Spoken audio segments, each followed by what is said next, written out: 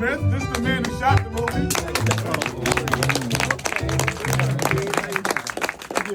Yeah, glad to see you here. Yes, sir. But yeah, so as some of you might have known where, a little bit of the background where it started, and it's great that I see two of my oldest friends here.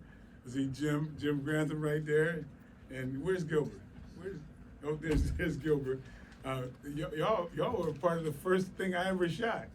Remember the thing in Beardsley Park?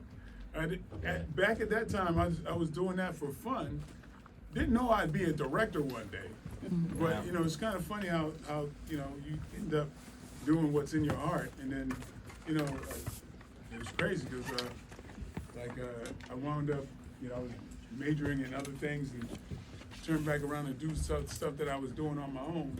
That saying, if you enjoy what you do, you never work a day in your life.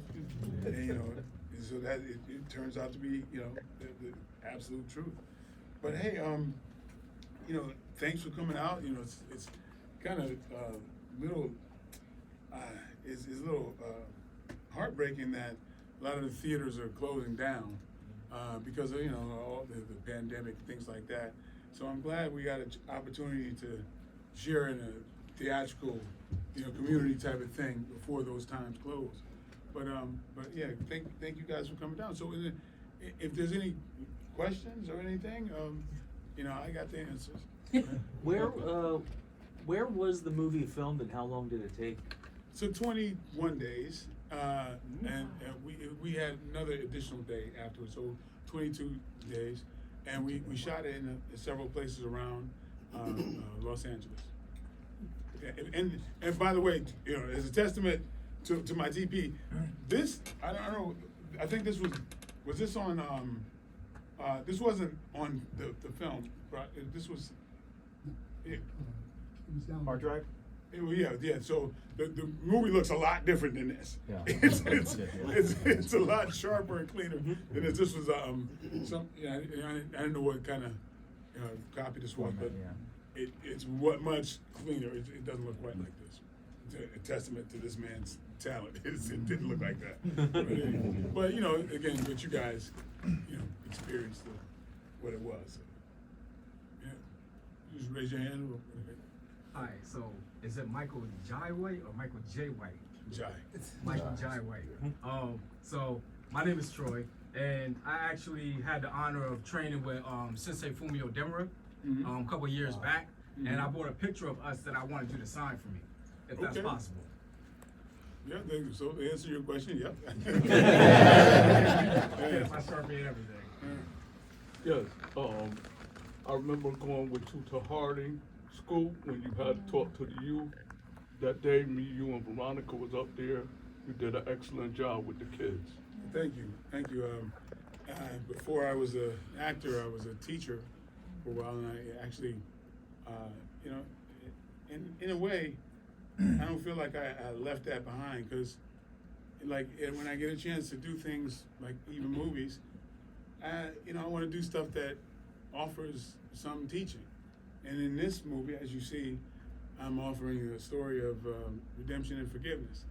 I think that's very important. It's great to laugh and all that, but if I have my way and you get something out of it, then hey, because I think especially times like these, when we've got so much division going on, it might be something that people. That's what I'm happiest about is people are leaving with that message. Like the first screening we had.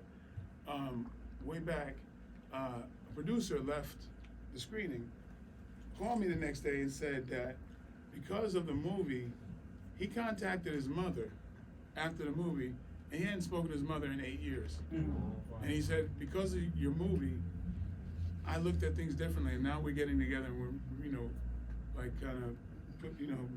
repairing our relationship. And so I felt like, look, that means so much to me.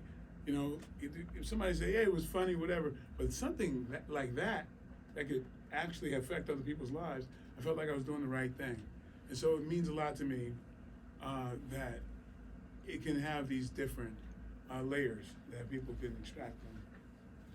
Andy. Hey, Mike, how you doing, man? Good, man. Very proud of you, man. Well, thank you. I think it's really important, because it's like when people, become, and they become the status that you are, and when you give back, it always makes people feel good that you come back to the community, because what happens is we see all this, but when they see you face to face, like remember the time when we was in Atlanta, we went to the dollar store, and the girl said, "Oh my God, what are you doing in here?" He says, "Well, I'm just buying some candy." So, but just to come back and then share with the kids so they can actually see you, it's a great thing, man. We're real proud of you here, man. We love you, man. We love you. For anybody in the room, that it's just what we do. Because you were just like, Dondi. I mean, we came up in very, very similar ways. People wouldn't believe all of, how we came up, right? But now, Dondi, man, I don't know what year was that you created the Teen Summit. Yeah, and he had his own cable show, and he was so committed to changing lives and doing, changing the lives of at-risk kids. And we're like from the same tribe, and we would go unannounced to schools and just create our own assembly, just reaching kids who are like us. Because we're two people who we're lucky to be here. We know how lucky we are to be here. But a lot of people who made it through what we made it through, not many people are going to have that message. And so, that's my fellow warrior there. And, I'm just trying to continue to do what we've all been doing, what you and I have been doing from the beginning. That's because we got to look at ourselves in the mirror for the rest of our lives. We know what we're capable of, and we got to do that. Thank you. Thank you. Question. Hey, Mike. My name is Q Washington. I met you some years ago through Mr. Lowry at our gym at Powerhouse. Okay. And he was like, talk to you. And I talked to you some years ago about getting into stunts, getting into the film business, getting into stunts. And you gave me some good advice, which was direct. And the advice worked to this day. Like, I'm doing stunts, I'm working on different shows. But my question to you is that how long before you got this on camera, how long did you have the concept down on paper and the idea about it before you got to filming it? Well, I had the movie in my head, and so it took me about 2 to 3 weeks to write it, because I kind of, I'm a visual person. I see the movie, and then I try to shoot the what I see, as I try to describe what I see. So it might be a little faster than a lot of other people's process, but as an actor, I've had the ability. And I've been on so many sets. Even the average director might have directed 5 movies, right? But if I've been in 80 things as an actor and all these different things, I get all this knowledge from some of the top directors all over. So I get to put all of that in my toolbox, basically. So I kind of, have a shorthand on how to do that. And then, when I have a DP like Keith, and we understand, we kind of come from this, similar world. But, he strengthens, he's strong in places I'm not strong. He can pick my brain and know what to put on the film, on the screen. So it's about that, and then having people that are just talented at what they do fill in the rest of the blanks. So that's really what it is. So it's a little fast. But like I said, when I was a kid, we were making films in Beardsley Park. You know what I mean? But I'm doing that for fun. I never thought I could do it for a living. You know what I mean? So everybody's gonna have their own kind of thing. Yeah, Mike, congratulations, brother. Congratulations to you too. It's a pleasure to work with you, man. But I want to get something. I think the one thing that you guys would be interested in knowing was the effort that was behind it. Because I look at this, I'm tapping Pepper on the leg the whole time, but we shot that. Yeah. A month later, we shot this. 4 days later. just can you talk about how it was all pieced together and the effort it took to see it to where it is now in terms of the editing and the post and stuff like that? Well, yeah, you know what's the weirdest thing? I was editing this through the pandemic. Mm. And then, so I wound up sitting with the material longer than any director normally does. Because usually you hand it over to your editors and they sit with it. So I basically edited most of this movie from my laptop at home. Because then I got to know all of the footage and I would send, because like to the frame, Remember that, yeah. like, which would be like, my notes would be 004-774, whatever, this frame to this frame. And I'm sending it to the editors to edit to the frames I'm saying. And not only that, normally in a movie like this, you have a composer, right? Because really what we're doing is, it's a Western, so usually it's a big score and that type of thing. And you have a composer create music, orchestrate music to the image. This was reversed. I had the music. I had a library of this music, and I composed the thing to the to the image. And in certain cases, I knew what song I was going to use in every scene. Like when we shot the first scene, when Johnny Black rides in. Right. I remember I played the song Yep. on my speaker. And so while he was operating the crane, it's to the song. Yeah. And so it's like, so he knows the feel of it, because it's whatever. Yeah. It's like this. And then when I ride in, and then, you know, and stop by the Undertaker, and it goes, that's the song. I did this to that sting. Wow. But normally, it's the other way around.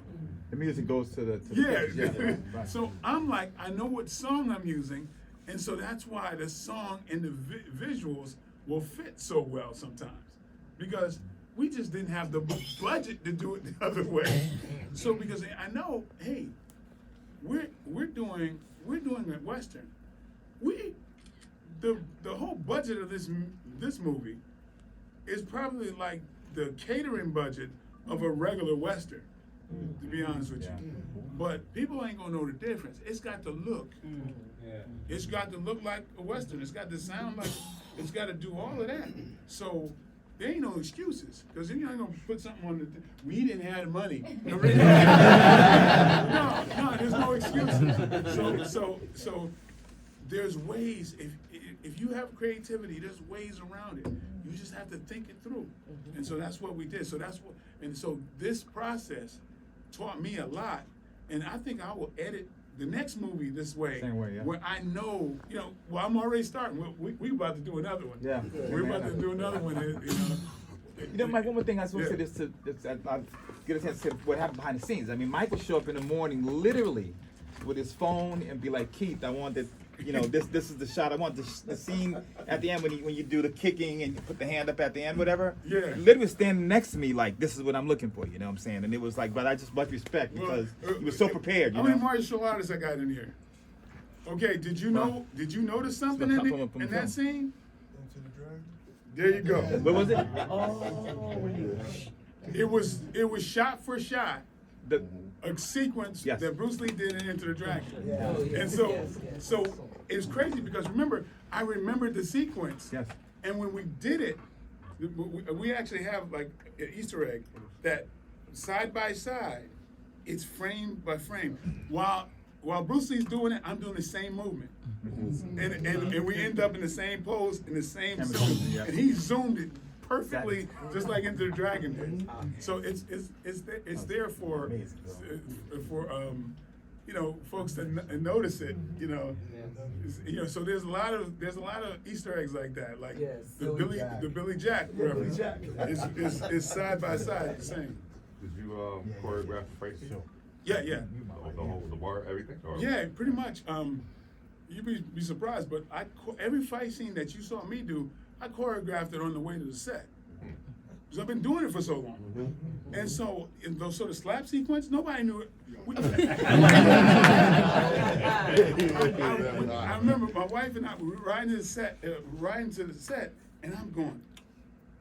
And she's used to me doing crazy stuff like that. She's like, he's trying to figure something out, or whatever. But I knew I had time to shoot that. And so Paul Logan, not Logan Paul, that's the guy I do the slap thing with. His name is Paul Logan. And so basically, I got something for you to do. And he's a martial artist too, so I know he know how to react and everything else. So nobody knew that was going to happen, but I pretty much had it worked out in my head. So because as martial artists, we learn kata. So you get it down in your head and you perform it. So that I knew the martial arts was going to take care of itself. I just want to make sure performance and everything else was solid. What, I guess maybe like 2 or 3 beginning steps for somebody who's looking to get into acting as a martial artist, as a talent, what few steps would you give them to guide them at the start? Like, these are some essentials. Well, I mean, I feel like if I ran an acting school or whatever, I would teach people I would encourage you to write. I would encourage you, as even an experiment, just so you know how to respect the words that's on the page and why they wrote it that way. If you are an actor, I would go, well, think about it as a producer. Think of the reason why somebody should hire you. You know what I mean? So a lot of people, a lot of times we're so myopic, we're thinking about what we want. So we just got to know how we fit in the whole game. You know what I mean? So, so I would encourage people to learn as much as they can. And then if you have a vision in your mind, see it through. Move ahead, do that. And build with the people beside you, right? Don't just wait for somebody up high to rain something down on you. There's skillful people in your ilk, in your circles. This guy knows photography. This one knows writing. This one knows sound. Y'all build together and keep rising. And don't let nothing stop you. Because once you make a decision that you're going to do it, that's when everybody else want to jump on their train. So just don't let nothing stop you. Keep it. Go as far as you can on your own. And you'll find that people will try to join on and help you out. And then it makes it easier for somebody to help you along the way. Yes, sir. Hi, Michael. My name is Vanya. I just want to give you your flowers. As far as you said, it was around the pandemic that you made this movie. Well, yeah, I shot it before the pandemic, but I edited it during the pandemic. What I loved, I don't know if we got to see all the credits, but all the surprise celebrities that was in this movie, clever, because I'm like, I didn't know Jill Scott was going to be in it. And oh my God, it was no way this looked like it was low budget at all. Right, yeah. Beautiful job. Yeah. Thank you for all the surprises. Thank you. Thank you. I want to piggyback off what she just brought to the table because there was a few things I appreciated in the film, like seeing the celebrity cameos and the recurring actors that we've seen in Black Dynamite. I mean, it's a classic, But it's good seeing Tony Baker in there as well. About time. Yes. That brother is so Yes. talented. He's Yes. so funny and such a good person. Yeah. So my thing is, I wanted the best movie, not people who was the most popular. I'm like, no. I wanted the best people, and then the best people end up showing up. Like say with Jill Scott, I can't think of a better person than her to play that role. And oh, by the way, no joke, what she sang and what he played by the guy who was on the piano, that was Michael Bearden. Now, Michael Bearden he's Prince's musical director, Michael Jackson's musical director. Well, you ever see This Is It? That's him on the stage with Michael Jackson. He's currently Lady Gaga's musical director. He did several. He did Obama's inauguration, several Academy Awards, and also 2 Super Bowls. Musical director on those. He just wanted to play the piano in the scene. So I mean, and so what he played and what Jill Scott sang was sung and played one time, and you saw it. No rehearsal, nothing. What you saw, they did 4 takes of 4 different things that they sung, that she sung off the top of her head, and he played off the top of her head. That's what you saw. And I was just like, okay. You know, that's how talented these people were. I just got the best people and let them do their thing. I mean, remember we had Glenn Turman. Glenn Turman. I mean, come on, Cooley High. You know what I mean? All these great movies he's done. Such an amazing actor. Good man. And we're watching Glenn, and I'm forgetting I'm the director. I forget to yell cut, say cut, because I'm like, man, this dude is. Oh, cut. Sorry. I'm like, you know, because he was like, you know, but it's and then Anika Noni Rose. You know she's from Harvard, right? Yeah. One of the most talented human beings out there. Glenn Turman. Yeah, she is, and then Erica Ash is so hilarious. I can't imagine anybody to play those roles. She's genuine, warm, funny as hell. You know, I just Kim. Is that Richard Roundtree with Jim Brown at the end? Yes. No. That's Fred Williamson. Franklin's wife. No, Aretha Franklin's ex-husband. Fred Williamson. Fred Williamson and Jim Brown are 2 of my biggest heroes. And Jim Brown, I've just gotten to the place where I can contain myself at the end of this movie. Because Jim Brown was like a father to me. He was one of my biggest heroes growing up. And then to get to know him, and you know, he was closer to me than my real father. And so he was retired, and he came to do this movie. Came out of retirement just to do this for me. And this was the last movie he ever made before he passed. And so sometimes that really hits me. It's like having my father on screen. And you know, I got to know who he was by seeing his image on screen when I was younger, and I said, I want to be like that guy. And then for him to have his last movie here.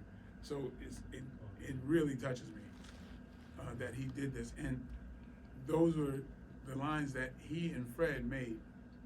He said, could we make up our lines? They didn't have dialogue. I said, by all means. And for him to say what he said, for them to say what they said, just, you know, it floors me. And they end the sentiment with end the movie with that sentiment. Yeah. My name's James. I go all the way back to Bridgeport like you do. My sensei was Charlie Hatchett. Yeah, I just heard. And so Grandmaster Dan Pye was our, Grandmaster. And our dojo was right on East Main Street and Barnum Avenue. Oh yeah. Now, I'm a lot older than you. I'm almost 70. I still work out. I still stay fit. I watch all your movies. Thank you. I love you, brother. Thank you, man. You're awesome. Thank you. Thank you, man. It means a lot to be back. Yeah, it's nice to see you, man. Thank you. Thank you. Do you plan to, or would you do a martial arts movie with you and your wife? We have. Oh, you. Okay. We have. We've done actually a couple of them. Welcome to Sudden Death is one where she played a terrorist. So and then I'm very proud to say that my wife was the first African American female lead in her own martial arts movie, which is called Takedown. And she's also one of the producers of this movie here. Oh, good. Yes, where are you at with your studio plans? Cause I hope you pull it through, brother. Yes, me For too. New Haven. I'm with you. Me too. I've been promoting you. I have my own media company, 12-inch media. I was promoting. Come down here tonight. I'm making it like Hollywood, man. I hope you pull it through. Well, thank you. I appreciate that. Well, you know, we ran into a few snags, and we're gonna, you know, reorganize some things. You know, we had people. We had people in places that they were kind of, you know, I guess fighting above their weight class in a way. But you know, we're restructuring, and we're hiring people that's been tried and true in the industry. So we try to give certain people a chance. But you know, so what it is that we have to kind of restructure, and then you know, I'm in the different negotiations to doing that right now. And I can you get the volunteer state my to help? media company to you. I What's that? volunteer to help promote you. Well, thank you. I appreciate that. Yeah. Me too. Yeah. Yeah, what can we do to help you? Well, you know, Yeah. Well, just, you know, to speak up is like, you know, it's going to mean a lot of jobs to a lot of people. You know, but you know, we have to do our homework right now and make sure that you know we you know dot all the I's and cross the T's. But we got a strong push to get everything you know straightened out. And so that's going to be on priority. We had to get this movie out, and now we're going to be concentrating on that. So to go off of his question, my name is Tyler. I was hired by Gigantic Studios spring of last year as a studio assistant, a position I'm very grateful for and excited about to this day. Unfortunately, me and the rest of the staff were laid off, and we haven't really heard any communication since about the studio, the future of it. So I just want to ask you directly, you're the man. What is the status, what is the future of Gigantic Studios, and why, as a former employee, have I not heard anything going on at all? Well, it's the same thing, because we had to restructure. There were people in place that at the time, as you noticed, I wasn't around very much. And so there's a lot of things that I would find out about much later after there was really financial things and misuse of certain funds and things like that. So we had to stop everything and kind of reorganize. And so that's primarily what's been the situation.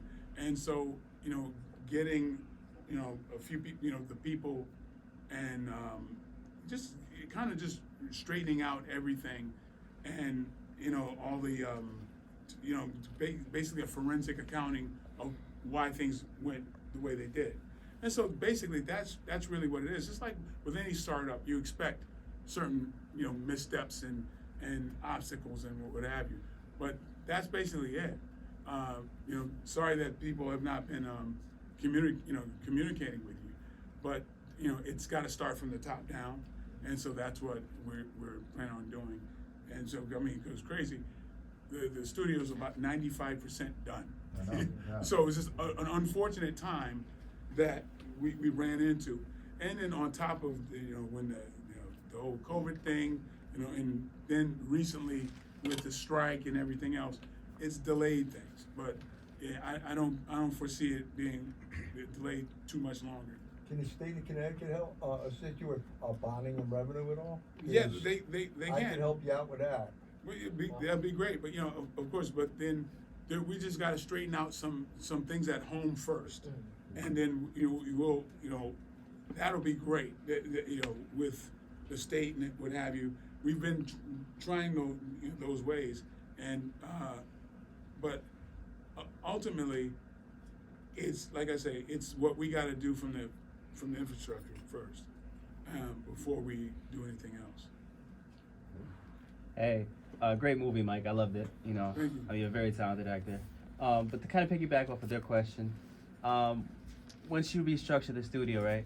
Are you still looking at New Haven, or do you want to just continue at Shelton? Like, what are your plans? No. We want to we want to do the whole New Haven thing. We have a big plan. If we get past this, we have a much larger plan to really put New Haven on the map in a big way. So I just want to give you your flowers. I know everyone else did, but I do. As a kid, it's always been super awesome and super cool that my grandfather is an actor, but now I can say my grandfather's a director.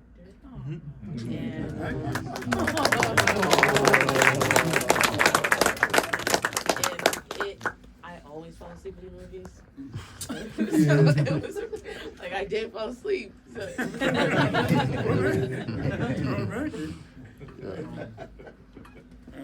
My favorite movie from you is Blood and Bone. Yeah, I love that one. Thank you. All right, this is my oldest grandchild. So everybody asks me, because you know you're my granddad, they want to know, is you ever gonna make another Blood and Bone? Do they say it that way? Yes. Do they say it They say, is your granddaddy gonna make another Blood and Bone? Just like that. Is your granddaddy gonna make another Blood and Bone? Yeah. Well, straighten that grammar out. Are you gonna make another Blood and Bone? Yes. Well, there's a possibility. Not Can we sure. get Spawn? That's not me. That's not on me. Oh no! I didn't create that one. So people ask me that quite a bit. That's my favorite movie. Yeah. I was watching that every day. The first time I saw you was in a black belt magazine when I was like 12. And the first time I saw you on TV was in my P. Blue. And the first movie I saw you in was Spawn. I waited 35 years to meet you. I know people that know you, but I never met you myself. So it's just good to see you. Well, thank you. Right back there. What made you start doing martial arts, and what made you start including it in most of your projects? Well, I mean, I was just an insecure kid when I was younger, and that's what made me really start martial arts, is a way of building armor, So, like a lot of martial artists that it's in us. It's a tool that we use to cope, and along the way, gives you some great skills to I guess to overcome any obstacle you face. So, very fortunate that us martial artists in the room. We're it's a great thing that either we picked martial arts or martial arts picked us. To go off of the martial arts conversation, I have something from California. I'm come off. Oh yeah, I know you. Of course, I know where you are. But yes, no. I brought something from California 2 years ago because I relocated back to Connecticut and I'm back in California every month. But I brought something from there that was given to me that I want to give to you. It's I want to show you. Yeah, no, it's a sentimental value that would be from you to you and to me as well from Victory Dojo. So when we get a moment, if I can show you what I have for you, certainly. It's here in Connecticut. Okay.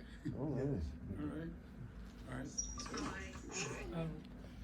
Is there a part of your success, either past, along your journey, past or present, that makes you either anxious, nervous, or just downright afraid?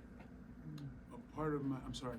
A part of your success, either past, present, or even as you look forward, for your life, that makes you anxious, nervous, or downright afraid.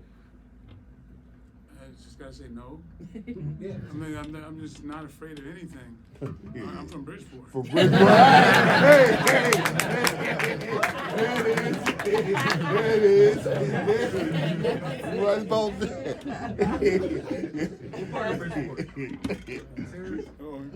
Go ahead.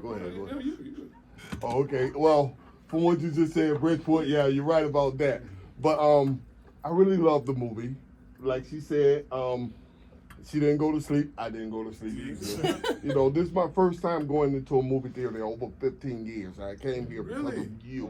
Oh man, Because thank of you. you. Anytime you're in town, I always follow you. I always, wherever you at, I'm gonna try to be there. If you're on the internet going live, I'm gonna be there. Okay, Personally, sounds I'm stalkerish. No, but it's like this. To me, you're like an icon to me. I want to be like you. I'm not gonna front. You know what I'm saying? And from now on, now that this is my second time seeing you, I'm gonna try to change myself so I can be in character like you. And I like what you're doing. You're my aunt's down in Alabama. That's where I'm from. You're my aunt's favorite. You know what I'm saying? And this movie, you know, it brings me back home. I used to always watch Western growing up. Well, we didn't have number 2 channels down there, so I had to watch it. You know, but this right here is very good, man. Well, thanks, man. You All guys right. remember those movies back in the day when you know, Sidney Poitier and Harry Belafonte did like Uptown Saturday Night, Let's Do It Again. That's what I wanted to do, man. Remember how you felt when you watched those movies? You could watch them over and over. You could watch them with your family. So, yeah. So it's like that feeling that I had when I was younger. I wanted to give that to another generation, and I wanted us to revisit it. How we used to feel back then. Where was it? You know, it was a clean. You know, it was like, you know, adults can read what was into it, but the kids could also enjoy it too. But you know, that's the thing. Like I think we grew up in a glorious time. In the 70s, we had some really pure movies that wasn't about like just formula. You know, it was an experience, and the music meant something. You felt it, you know. And people, you know, like when people said "brother," they meant it. You know. So those are the times that I cherish those times.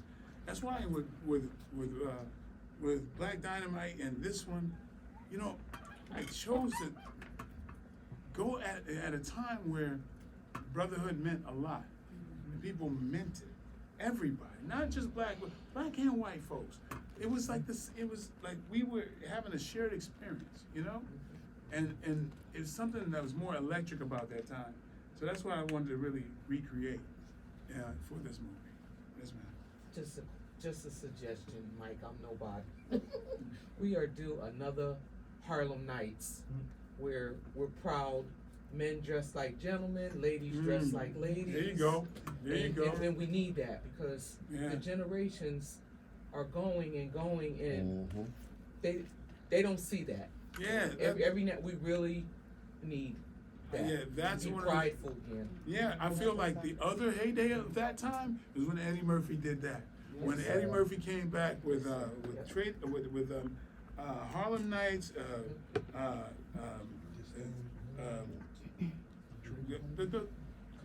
Coming to America. And yeah, it was like a revisiting of those type of movies. You know, that I feel like, you know, I love those things. And they're all gone except Eddie Murphy. They're all gone. Well, I'm trying to bring it back. Yes, ma'am. Hi, my name is Sheila, and I'm here kind of like representing my son, but I also want to come here to see a movie because I heard about it. Kudos to you and all that you have done, and I really enjoyed the movie, and I always love Western movies because myself, I grew up with the movies as well. And one of the old movies were Gunsmoke that I used to watch also. But I'm here representing my son also. He had told me about the movie last night, and he met with you, I guess, in California, but it was, you know, just short. So he called me and said that you're going to be here, and he wanted me to ask you, you know, a couple of questions. And he's trying to do like a film festival, and he wanted to find out how did you go about getting the funding for it? Because right now he's putting together a film, a short movie, and he wants to know how, you know, he wants some connections as far as who to contact, how you know, the producer that you had gotten and everything, because he's been at it for a while now. Well, yeah. Well, I have something like if he goes to my YouTube page, I have a really detailed account of how I got the money for this movie and another movie, and it's called Tale of Two Trailers. If you pull up my name and Tale of Two Trailers, I explain that whole process, and it's been a process that I've used that I share with people on how I got these movies that are not usual. You know, like Black Dynamite in this movie is not a usual movie. Hollywood is in the business of doing the same thing over and over because they don't want to have any kind of risk. So, you know, they will tell you Westerns are dead. right? So a black, faith-based, black, blaxploitation-ish, kung fu action, romantic comedy drama. They would never do that. So I chose to do, to make my own end result in a certain way to get the money, right? So if I can do that with this kind of movie, it's laid out for other people to take a page out of that book and do their own thing. Thank you. Yeah. Again, I spoke to you earlier this morning. God bless you. It was brilliant. I want to know when you got the second film into your name over there. Thank God for what you guys are doing. But my question is this: do you see a resurgence now in the same things that you were talking about with more independent movie producers and directors like yourself? I mean, you did everything. Well, I wish I could say there's a resurgence. No, in fact, it's been a little tougher because of the streaming. There were a lot more things in with the film festivals and what have you. Hopefully they will start coming back because of course the pandemic crippled it tremendously. And then film festivals were people watching, like they would have screeners sent to them. And then so they were even doing film festivals at home. You know what I'm saying? So hopefully things turn around. But right now it's getting, kind of beaten up. Because not only that, now there's this strike thing happening. That hurt it once again. So it's been crippled, but I'm hoping it comes back. The only reason I say because channels like Tubi, Crackle, you see black films that were made back in the 30s and 40s, sometimes even 50s. So it kind of gives the younger generation a little bit more knowledge of, well, we want to see this. We want to see something that looks like us. Our themes and everything like that. And I was glad when you said about Sidney Poitier and Bill Cosby. Yeah. I grew up on that. I loved it. And I think it was Michael Cooper that went on to do Stir Crazy back in '81 with Pryor and Gene Wilder with their set. You mean Oz Scott? No, but I thought Oz. Michael Schultz. Did Oz do that? Michael Schultz. Yeah, Michael Schultz. Michael Schultz. Oz did Bustin' Loose. That's right. Yeah. Yeah, I mean, it's really great. It's really great to see what you're doing. Thank you. Thank you. Guess we have time for a few more. Yes, I just want to piggyback on what you were saying about the film festival. This is what my son wants to do. He wants to bring the film festival here. Right now he lives in LA. And he's kind of like, he's trying to get it started. He has his film already, together because he's have it on Facebook right now, and that's other places as well. So, but this is what he's trying to do, is bring a film festival here and trying to get others involved as well. Okay. Well, I mean, I've not done that. I guess my advice would just keep on going. You go as far as you can, But I've never been part of. I don't know how to structure that, So I just wish him the best. I know that young lady beside you, she might know a little bit about that. Yeah. But I would go to her and ask, even myself, how do you, what's the next step? So so that's the thing, to find out his next step and then tackle that. But so that would be my. So, Mike, going back in your career when you were younger, when you were sparring doing point karate, did you ever spar or get in your Matty Andre Tippett? Yes, I did. He was no joke. Yeah, I know. that dude hit hard. And then Billy Blanks. I sparred with Billy Blanks. Mm-hmm. was not, didn't go well. Yeah, I've sparred with him like probably 50 times. Just a quick question for a friend from Amsterdam. They are Muay Thai champions over there. They was wondering, would you be interested in doing a film with their gym? Sittardon, Amsterdam. Over in the Netherlands. With Denzel? No. No, I said I have friends that's over in Amsterdam. They are Muay Thai champions. He's a champion right now in 2 different sports. Actually, they want to transition from that, you know, sooner or later. Right now he's undefeated, but they want to do a film on their gym. You know what I'm saying? Something surrounding their gym, if possible. Would you be interested? No. No. I'm just gonna be real honest with you. All right.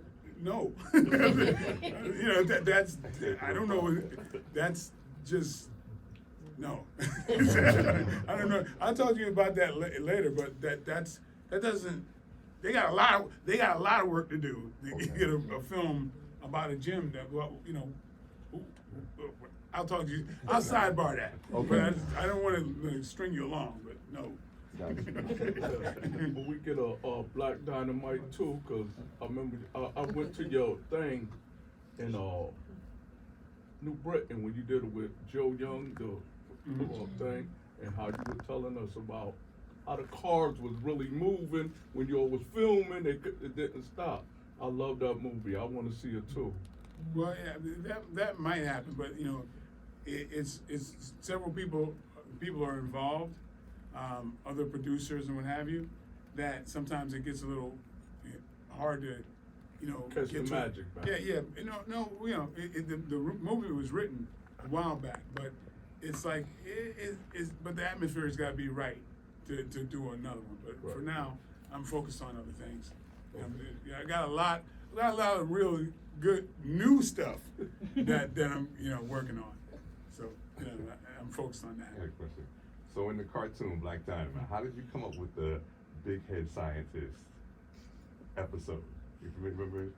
Well, that's collaborative, and it's a lot due to Carl Jones. He's the animator. Okay. So when in animation, you got a whole team of writers, and it's quite different because a lot of the humor lies in the actual animation, which is not my wheelhouse. All right. So a lot of that, I'm a writer, producer, and collaborator in that process. But that medium is really about the animators. Okay, well, got another.